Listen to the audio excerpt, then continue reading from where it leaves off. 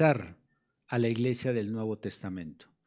Creo que es muy raro que alguien no lea el libro de los Hechos y no caiga en este error de idealizar a la iglesia del Nuevo Testamento. Aquellos eventos dignos de imitar, como el sermón del apóstol Pedro en Hechos capítulo 2, cuando vemos la elocuencia, vemos su firmeza y cómo es que en su sermón, que probablemente dura alrededor de 10 a 15 minutos, él puede convertirte 3,000 almas. Este tipo de eventos nos hacen olvidar las vacilaciones, las dudas de Pedro, la incertidumbre de qué es lo que se debería de hacer con los gentiles, un pueblo que fue despreciado por siglos por parte de los judíos. El hecho de que los discípulos también poseían al principio todas las cosas en común, dice la Biblia, vendían todos sus bienes y luego los repartían entre los pobres y todo eso se distribuía de manera equitativa. Eso eclipsa el hecho de que hubo un evento en el cual Ananías y Zafira batallaron con tal decisión que tomó la iglesia, o también eclipsa el hecho de que los griegos se quejaban de que los hebreos descuidaban a las viudas de estos en la distribución diaria. Es claro que la iglesia primitiva tenía divisiones, tenía conflictos, tenía problemas, pleitos, desacuerdos entre ellos mismos. Y si hemos de estudiar a la iglesia del primer siglo, tenemos que estudiarla tal como ella era. No solamente vamos a hablar de sus victorias, de sus triunfos, de aquellas cosas que eran dignas de imitar, sino tenemos que estudiarla con defectos y virtudes.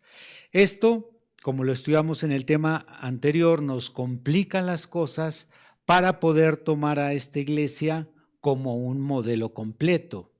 Podemos tomarla como modelo en el sentido de organismo vivo.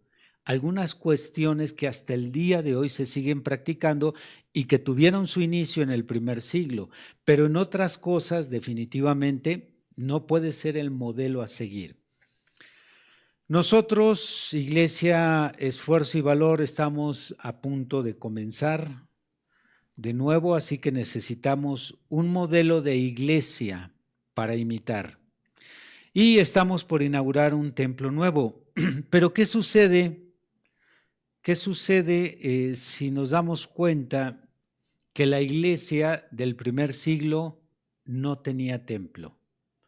¿Cómo podemos, en este periodo en que nosotros nos encontramos, tomar la Biblia y buscar y encontrar una referencia para imitar a la iglesia del primer siglo si en realidad ellos no tenían templo? Ellos no tenían un lugar como hoy en día se puede ver en muchas zonas en donde podemos ver que una iglesia dice templo cristiano.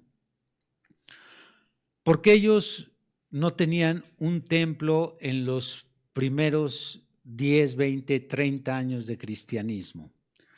¿Por qué no estaban interesados los cristianos del primer siglo en construir un templo propio?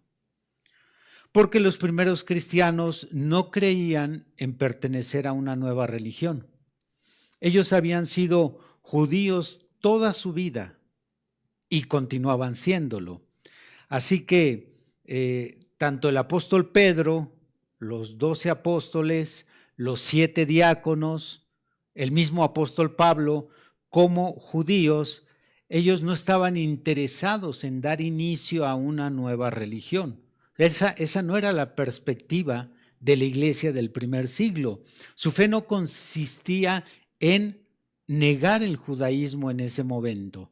Por el contrario, la fe de ellos consistía en que una convicción de que la era mesiánica que había sido esperada por muchos siglos había llegado y se estaban cumpliendo las promesas de esa era en la persona de nuestro Señor Jesucristo.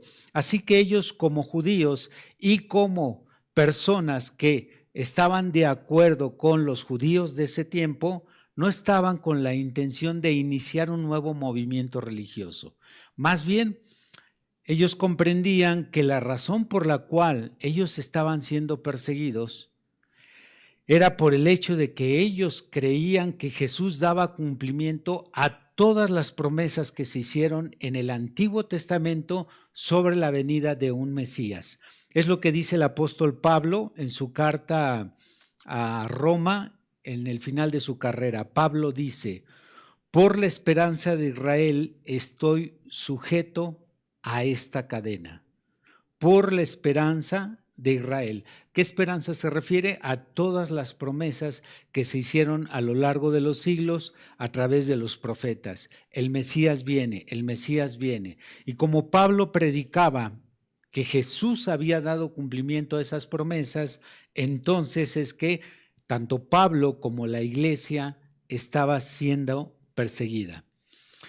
Y los judíos de aquel tiempo realmente no estaban preocupados por el hecho de este movimiento, que fuera un movimiento nuevo, sino por el hecho de que ellos creían que Jesucristo era un impostor. Ellos creían que Jesucristo no podía ser el Mesías.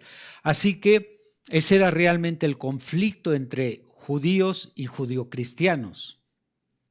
Además, los hermanos de la iglesia primitiva no necesitaban ni estaban interesados en un templo particular, porque ellos como judíos seguían asistiendo al templo judío que tenían, al templo de Salomón. Nos dice la Biblia que el apóstol Pedro, el apóstol Juan, sanaron a un cojo en el templo o en la entrada al templo de la Hermosa. Así que ellos continuaban asistiendo normalmente a cada práctica judía. No había razón por la cual pensar en un nuevo proyecto.